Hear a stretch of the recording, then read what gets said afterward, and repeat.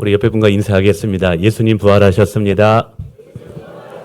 예, 예수님 부활하셨습니다. 감사합니다. 제자들은 예수님께서 십자가에 죽으셨을 때 마음이 무너지는 듯 했습니다. 왜냐하면 그들은 예수님의 부활에 대하여서 온전한 믿음을 가지고 있지 못했기 때문에 그렇죠. 예수님이 십자가에 죽으신 후에 제자들은 두려워서 마가의 다락방에 모여 문을 잠그고 숨을 죽이고 있습니다. 예수님이 십자가에 죽으신 지 이제 하루 이틀, 사흘이 지나나 그들은 어떻게 무엇을 해야 할지 모르는 상황이죠. 이제 우리 어떻게 살아야 되지? 이제 우리는 어디로 가야 하는 거야? 제자들은 두려움과 당황 속에서 어찌할 바를 몰랐습니다. 그 순간 너무나 익숙한데 너무나 놀라운 광채를 입은 한 분이 그들 앞에 나타난 거예요. 처음에는 유령인가 생각을 했죠. 근데 자세히 보니까 우리가 알고 있었던 바로 그분, 예수님이 죽음을 이기시고 다시 살아나 제자들에게 나타나신 거예요. 정말 성경대로 우리 죄를 위하여 죽으시고 장사 지난 바 되었다가 사흘 만에 다시 살아난 것이죠. 그 어떤 자물쇠도 어떤 벽도 그분을 예수님께서 제자들에게 다가오는데 막을 수가 없었죠. 두려워 떠는 제자들에게 예수님 말씀하십니다. 너희에게 평강이 있을지어다. 너희에게 평강이 있을지어다. 이 부활하여 나타나신 예수님의 이 한마디가 제자들의 인생을 통째로 바꾸게 됩니다. 오늘 제가 말씀하려는 주제도 이것입니다. 예수님은 성경대로 죽으시고 성경대로 살아나신 것입니다. 그러나 지금도 살아계셔서 부활의 주 예수 그리스도를 만나면 제자들의 인생이 통째로 바뀐 것처럼 오늘 우리의 인생이 새롭게 변화될 수 있다는 사실입니다. 두려움에 떨고 있는 자들에게 소망으로, 절망에 있는 자들에게 새로운 용기로, 방황하는 자들에게 새로운 사명자로 바꾸신 그 부활의 주님께서 우리 가운데 오시게 될 때 우리의 삶도 변화될 줄 믿습니다. 저는 이것을 몇 가지로 생각해 봤어요. 첫 번째로 주의 부활은 절망을 소망으로 바꾸는 하나님의 능력이 된다는 거예요. 한때 하늘에서 불을 내리라고 외쳤던 요한, 주여 나는 죽을지언정 주를 따르겠다고 했던 베드로. 근데 그들은 예수님의 죽음 앞에 지금 절망하고 있는 것입니다. 어느 누구도 먼저 입을 떼지 못하고 있습니다. 근데 그 절망하는 제자들 가운데 주님은 나타나셔서 상처 입은 손을 보이시며 말씀하십니다. 보라, 내가 살아났노라. 그 순간 제자들의 눈에 눈물이 고이게 됩니다. 그렇습니다. 예수님의 부활은 죽음을 이긴 승리이지만 그를 믿는 자들에게는 절망 가운데서도 새롭게 시작할 수 있는 하나님의 소망의 힘이 되는 줄 믿습니다. 어느 쓰나미가 닥친 지역에 한 아이가 아버지에게 묻습니다. 아버지, 이 쓰나미 때문에 우리의 모든 것을 잃었어요. 우리 이제 어떻게 살아가야 돼요? 그러자 아버지가 이 아이를 꼭 안고 이렇게 말했다고 합니다. 우리가 살아있다라는 거는 다시 시작할 수 있다는 거야. 예수님이 부활하셨다라는 것은 우리의 인생이 절망으로 끝나지 않고 다시 시작할 수 있는 하나님의 능력이 된다라는 사실입니다. 요즘 우리 청년들 취업, 또 때로는 자기가 원하는 직장, 원하는 대학, 이런 것에 실패해서 큰 상실을 가지고 있는 분도 있을 것입니다. 내 인생이 여기가 끝인가 좌절감을 느낄 수도 있죠. 그런데 오늘 부활하신 예수님은 말씀하십니다. 너의 가치, 너의 미래는 너에 의해 보증되는 것이 아니라 부활한 나 예수 그리스도 통해서 다시 시작되고 보증될 수 있다라고 말씀하고 있다는 사실이에요. 우리 중고등부 학생들도 마찬가지입니다. 열심히 시험을 공부를 준비했는데 시험 성적이 내가 원하는 것보다 낮게 나왔어요. 그러면 굉장히 실망이고 이거 어떻게 될까? 이게 끝이 아닐까라고 생각할 수도 있어요. 그런데 오늘 부활하신 예수님은 우리 학생들에게 말한다는 것이죠. 포기하지 말고 다시 일어나라. 다시 도전하라. 여러분, 부활하신 예수님을 만나게 될 때 그 어떤 절망 가운데서도 다시 시작할 수 있는 하나님의 능력을 얻게 되는 줄 믿습니다. 두 번째, 부활은 두려움을 담대함으로 바꾸는 하나님의 능력이 된다는 것이죠. 베드로, 우리는 그 이름만 들어도 처음에는 서글픕니다. 왜냐하면 베드로는 예수님이 십자가에 죽기 전에 내가 죽기까지 내 목숨을 바쳐서라도 주님을 따르겠습니다라고 했던 수석 제자였어요. 그런데 한 여인 앞에, 시중 두는 여종 앞에서도 두려워서 나는 예수님을 몰라요. 나는 예수님을 알지 못합니다라고 예수님은 어떻게 보면은 부인하고 배신했던, 뭐 때문에 그럴까요? 두려움 때문에 그랬던 거예요. 닭이 3번 울자 베드로는 엄청나게 후회했습니다. 우리가 때로는 주의 길을 가면서 때로는 우리가 어떤 일을 하다가 실패 앞에 두려움에 떨 때가 있습니다. 근데 예수님은 두려움에 떨고 있는 우리를 홀로 내버려 두지 않습니다. 부활하신 예수님은 지금도 살아계시기 때문에 실패한 자들에게 다시 찾아오시는 분이에요. 그래서 두려움을 담대함으로 바꾸시는 분이신 줄 믿습니다.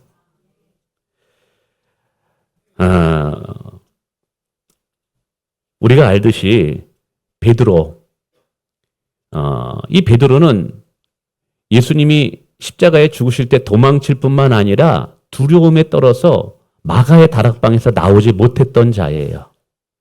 근데 그에게 예수님이 나타나셨잖아요. 그러자 며칠 지나서 그 베드로는 수많은 사람들 앞에 외칩니다.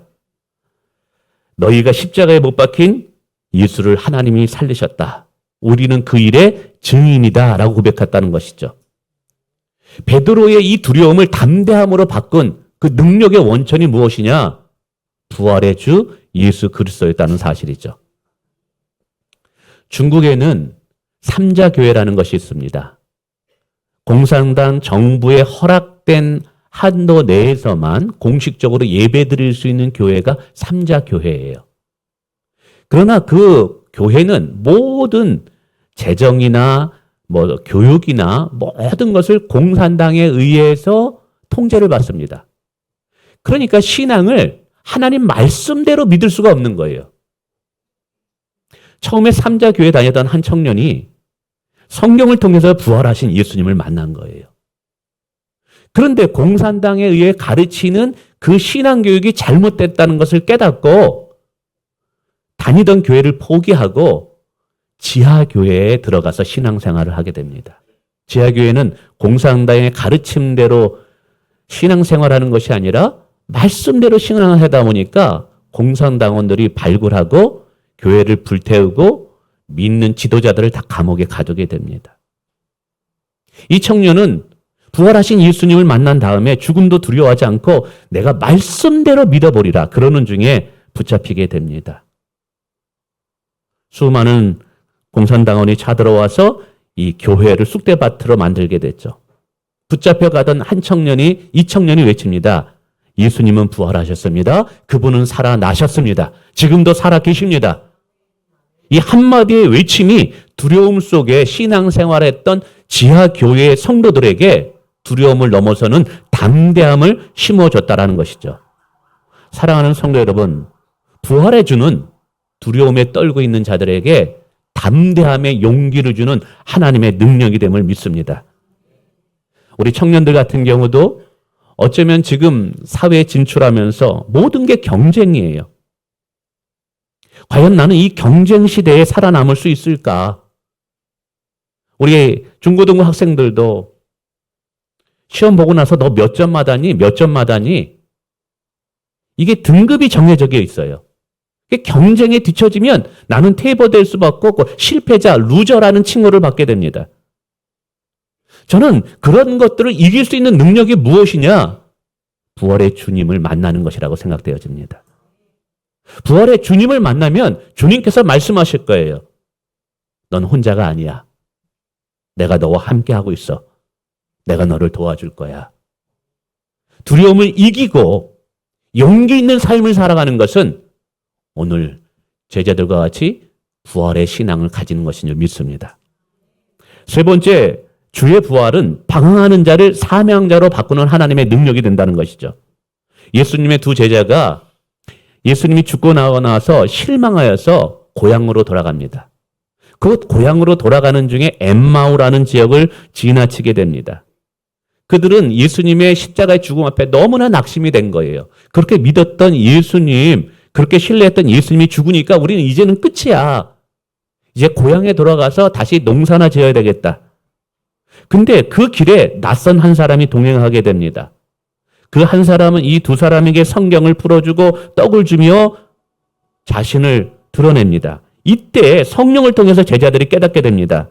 길에서 우리에게 말씀하실 때 우리의 마음이 뜨겁지 아니하더냐.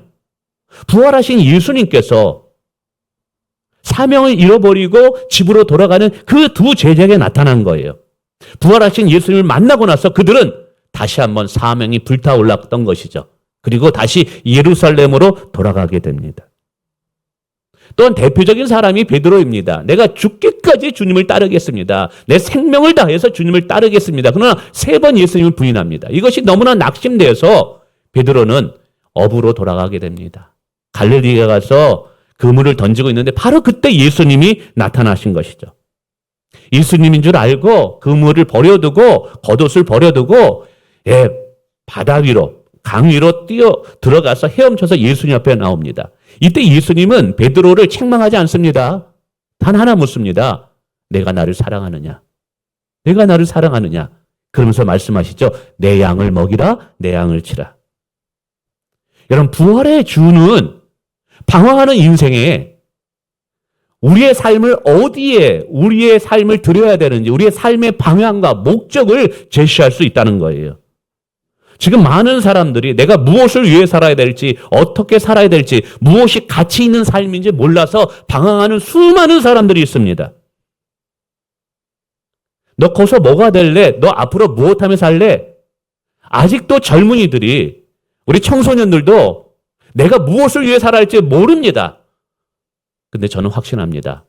부활하신 예수님을 만나면 우리의 인생의 계획을 가지고 계신 예수님을 만나게 되는 것입니다. 우리의 인생에 놀라운 계획을 가진 그 예수님을 만나게 되면 내가 무엇을 위해서 살아야 될지, 내가 어디로 가야 되는지 분명한 비전과 목적을 얻게 되는 줄을 믿습니다. 혹시 우리 청년들이나 우리 청소년들 진로 상담할 때 너 어느 대학 갈 거야? 너 뭐 할 거야? 라는 질문을 들을 때 아직도 그걸 찾지 못해서 고민하는 분이 계십니까? 그러면 저는 그런 우리 학생들, 우리 자녀들에게 권하고 싶습니다. 기도하십시오. 부활하신 예수님, 내가 만나고 싶습니다. 고백하십시오. 그 부활하신 예수님 만나면 우리 자녀들의 인생이 변화될 줄 믿고 내가 무엇을 위해서 살아야 될지를 깨닫게 되는 하나님의 영안이 열리게 되는 줄 믿습니다. 제가 그랬거든요. 제 인생에 무엇을 위해서 살아야 될지를 몰랐는데 부활하신 예수님을 만나고 나서 가치 있게 내 인생이 무엇을 위해서 드려야 될까 분명한 비전을 보게 되더라고요. 여러분, 부활하신 예수님은 방황하는 인생을 새로운 비전의 인생으로 바꾸실 수 있는 분이십니다. 뿐만 아니라 이 주의 부활은 자기 중심적인 삶을 살던 자를 복음 중심의 삶을 살아가는 자로 바꾸는 하나님의 능력이 됩니다. 우리 아이, 죄송합니다. 엄마, 우리 영진 집사님 아이를 이렇게 안아주세요. 예. 예수님께서는 십자가를 지기 직전에 제자들이 서로 다투는 거예요. 누가 크냐? 내가 더 중요한 제자야. 내가 더 중요한 직무를 맡고 내가 더 중요한 역할을 맡아야 되는 거야. 서로가 자기의 영광을 꿈꾸며 다투고 있습니다. 자기 중심적인 삶을 살았던 것이죠. 근데 부활하신 예수님을 만난 후에 그들은 변화됩니다. 더 이상 자신을 드러내지 않습니다. 내가 주인공이 되려고 하지 않습니다. 그들은 오직 복음을 위하여 그리스도를 위하여 사는 삶으로 변화하게 된다는 것이죠. 사랑하는 성도 여러분, 오늘 우리가 나 중심의 삶이 아니라 내 주변의 어려운 이웃들과 나의 도움이 필요한 자들을 위해서 사는 삶이야말로 그리스도를 닮아가는 제자의 삶인 줄 믿습니다. 여러분, 그러한 능력이 어디서 나올까요? 성경에 보니까 부활하신 예수님을 만날 때 그게 가능하다라는 사실이에요. 성도 여러분, 우리 자녀들이 잘 되는 거 중요하죠. 나의 사업이 잘 되는 거 중요하죠. 그러나 우리의 신앙은 거기서만 멈춰 있으면 안 되는 거예요. 하나님은 나를 통해서 열방을 축복하기를 원하고 나를 통해서 내 이웃들을 축복하기를 원한다는 거예요. 하나님께서 우리를 부르시는 목적은 하나님의 축복의 통로로 나를 쓰시기 위함이라는 사실이에요. 공부를 위해서 나의 출세가 아니라 나라와 민족을 위해서 내가 공부를 해야 되겠다. 내가 사업을 하는 것도 돈 많이 벌어서 골프장 다니고 여행 다니고 자식들 잘 먹기 위해서 내가 사업하는 것이 아니라 내 사업이 선지의 비전을 위해서 하나님께 쓰임받는 사업이 되리라. 힘들고 어려운 사람들을 돕는 사업으로 내가 쓰임받으리라. 이런 비전이 어디서 생기냐 하면 부활하신 예수님을 만날 때 가능하다는 사실이에요. 그런 은혜가 있기를 원합니다. 마지막으로는 침묵하던 자를 외치는 자로 바꾸는 하나님의 능력이 부활에 있습니다. 처음에 예수님의 제자들은 부활을 믿지 못했어요. 심지어는 처음 부활을 목도한 이 막달라 마리아가 제자들이 두려움에 떨고 있는 마가 다락방에 와가지고 문을 두드리면서 하면서 예수님이 부활하셨어요. 예수님이 부활하셨어요. 그러나 제자들은 그걸 믿지 못했어요. 바로 그때 믿음이 없었던 도마가 말합니다. 내 손을 예수님의 창에 찔린 옆구리에 손을 넣어봐야지 내가 믿겠다. 못에 박힌 그 자국에 내가 손가락을 넣어봐야지만 내가 부활을 믿겠다. 근데 그때 바로 예수님이 나타나셔요. 그러면서 말씀하십니다. 내 손가락을 내밀어 내 옆구리에 넣어보라. 그래야 믿음이 없는 자가 되지 말고 믿는 자가 되라. 이 한마디에 도마는 무릎을 꿇습니다. 그리고 그렇게 하지도 못하고 외치게 됩니다. 나의 주 나의 하나님. 비로소 부활하신 예수님을 통해서 자기의 신앙 고백을 하는 것이죠. 그 전까지만 해도 두려움 때문에 침묵하던 자가 어떻게 변화되느냐? 도마는 인도에 가서 복음을 전했다고 합니다. 얼마 전에 세계 테마 여행을 보니까 대부분 인도 지역이 힌두교인데 어느 한 지역은 크리스찬들이에요. 아니 어떻게 거기에 산동대인데 크리스찬이 오랫동안 그걸 유지할 수 있었을까? 도마가 이곳에 와서 복음을 전했다고 커다란 예배당이 있는 거예요. 도마가 노예로 잡혀와가지고 그 지역에서 복음을 전하고 예수님을 증거하는데 그곳에 있던 성주가 도마에게 복음을 전하지 못하게 합니다. 그러면 너는 죽임을 당할 것이다. 도마가 내가 죽는 한이 있더라도 예수 그리스도는 부활하셨다라는 것을 전할 수밖에 없습니다. 그래서 결국 도마는 나무 위에 묶이고 십자가에 못 박히게 되죠. 근데 잔인하게 이 성주가 어떻게 죽이냐 하면 날카로운 칼을 가지고 도마의 머리끝부터 발끝까지 피부의 껍질을 벗기게 하는 거예요. 상상을 해보세요. 날카로운 면도칼로 누군가의 피부를 다 벗길 때 그 고통이 죽어 있는 자가 아니라 산 자의 피부를 벗기는 거예요. 그때 도마가 외쳤던 하나가 있습니다. 주는 부활하셔서 나의 주 나의 하나님이 되십니다. 그러니까 부활은요. 침묵하는 자, 두려우는 자를 복음의 증인으로 만드는 하나님의 능력이 된다는 사실이에요.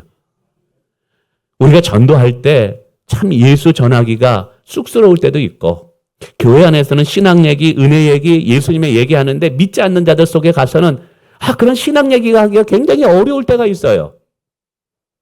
왜냐하면 이거 얘기하면 비난받을까 봐. 또 요즘은 매스컴을 통해서 한두 명의 목사님들이 잘못한 것이 온통 한국교회 다 잘못한 것처럼 아주 싸잡아서 그렇게 교회를 비난하다 보니까 그런 소리가 듣기 싫어가지고 복음을 전하는 것을 귀찮아합니다. 여러분, 오늘 우리가 전도축제 앞두고 누구를 먼저 만나야 되느냐? 부활의 주를 만나야 될 줄 믿습니다. 여러분, 죽은 자 가운데 살아나신 그 부활의 주를 만나면 우리가 전하지 않을 수 없다라는 사실이에요. 사랑하는 성도 여러분, 부활은 과거의 이야기로 끝나는 게 아니에요. 부활하신 예수님 부활하셔서 지금도 살아계신 하나님으로 우리와 함께 계시는 줄 믿습니다. 절망한 자를 다시 일으키고 두려운 자에게 담대함을 주고 방황하는 자에게 생명을, 사명을 회복시켜주는 분, 그분이 부활하신 예수 그리스도예요.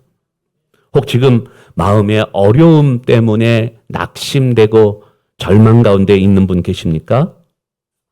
부활하신 주님께서 찾아오실 것입니다. 그리고 여러분에게 말씀하실 것입니다. 나는 죽음에서 살아났다. 지금도 살아있다. 그러므로 너도 다시 살아갈 수 있다라고요. 부활하신 예수님 때문에 우리는 다시 살아갈 수 있는 힘을 얻게 되는 줄 믿습니다. 기도하겠습니다.